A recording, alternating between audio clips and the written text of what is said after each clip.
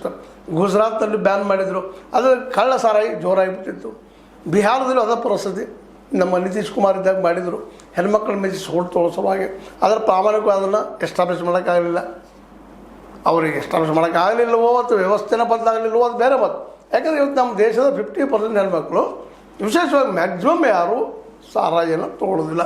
ಇಲ್ಲಿ 1% 2% ಇರಬೇಕು.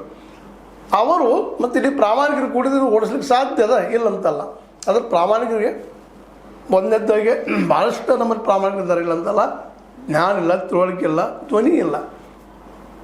ಯಾಕಂದರೆ ಪ್ರಾಮಾಣಿಕರಿಗೆ ಜ್ಞಾನ ಇರಬೇಕಂತಿಲ್ಲ, ಬುದ್ಧಿ ಇರಬೇಕಂತಿಲ್ಲ. ಆದರೆ ಜ್ಞಾನಿ ಇದ್ದರೂ ಸಹಿತ ಕೆಲವರು ಅಲ್ಪಸಂಖ್ಯಾತರಾಗಿಬಿಡ್ತಾರೆ. ಅವ್ರ ಮಾತನ್ನು ಯಾರೂ ಕೇಳಿಸ್ತಿಲ್ಲ. ಇಂಥ ಪ್ರಸಂಗದಲ್ಲಿ ಅದು ಬಹುಸಂಖ್ಯಾತರನ್ನಾಗಿ ಮಾಡೋ ವಿಷಯ ಇಲ್ಲ, ಭಾಳ ಜನರಾಗಿ ಮಾಡೋ ವಿಷಯ ಇಲ್ಲ. ನಮ್ಮ ಶಶಿಕಾಂತ್ ಗುರೂಜಿಯವರು ಈ ಹಿಂದೆ ನಮ್ಮ ಬಾಬಾಗಳು ಪಾಟೀಲರು ಮಾತಾಡ್ತಾಯಿದ್ರು ನಮ್ಮ ಜೊತೆಗೆ. ಅದೇ ಕಾಲಕ್ಕೆ ನಮ್ಮ ಪ್ರೊಫೆಸರ್ ನಂಜುಂಡ ಸ್ವಾಮಿಗಳು ಮಾತಾಡ್ತಾಯಿದ್ರು, ಅನೇಕರು ಮಾತಾಡ್ತಾ ಇದ್ದಾರೆ. ಹೌದಪ್ಪ, ಗಾಂಧಿಯವ್ರ ಬಯಸಂತ ಸಾರಾಯಿ ಮುಕ್ತ ದೇಶ ಇರಬೇಕು, ಅದ ಈ ದೇಶಕ್ಕೆ ಆಧಾರ ಅಂತೇಳಿ. ಆದರೆ ಯಾರೂ ಮಾಡಲಿಕ್ಕೆ ತಯಾರೇ ಇಲ್ಲ. ಆ ದಿಶೆಯಲ್ಲಿ ದಿಟ್ಟು ಹೆಜ್ಜೆ ಇಡುವಂಥದ್ದು, ಭ್ರಷ್ಟಾಚಾರ ಮುಕ್ತ ಇರುವಂಥ ವ್ಯವಸ್ಥೆ ನೋಡಪ್ಪ ಅಂತೇಳಿ ಜನರಲ್ಲಿ ಜಾಗೃತಿ ಮೂಡಿಸುವಂಥದ್ದು ರೈತರಲ್ಲಿ. ಯಾಕಂದ್ರೆ ಮ್ಯಾಕ್ಸಿಮಮ್ ರೈತರು ಈ ದೇಶದಾಗ 70-75% ರೈತರಿದ್ದಾರೆ. ಆ ರೈತರಲ್ಲಿ ಅಲ್ಲಿ ಜಾತಿ ವ್ಯವಸ್ಥೆ ಐತಿಲ್ಲ ಅಂತಲ್ಲ, ಆದ್ರೆ ರೈತ ಕುಲ ಅನ್ನೋದು ಒಂದು ಇಲ್ಲಿ ಬಂದುಬಿಡ್ತದೆ. ಆ ಸಂದರ್ಭದಲ್ಲಿ ಒಂದು ಹಾಕುವಂಥ ಎಲ್ಲ ಸಾಹಿತ್ಯಗಳು ಇಲ್ಲಿ ಹೆಚ್ಚಿಗಿದೆ. ಯಾಕಂದ್ರೆ ರೈತ ಅಂದರೆ ಅವ ಶೂದ್ರನ, ಇಲ್ಲಿ ಮತ್ತಾರಿಲ್ಲ.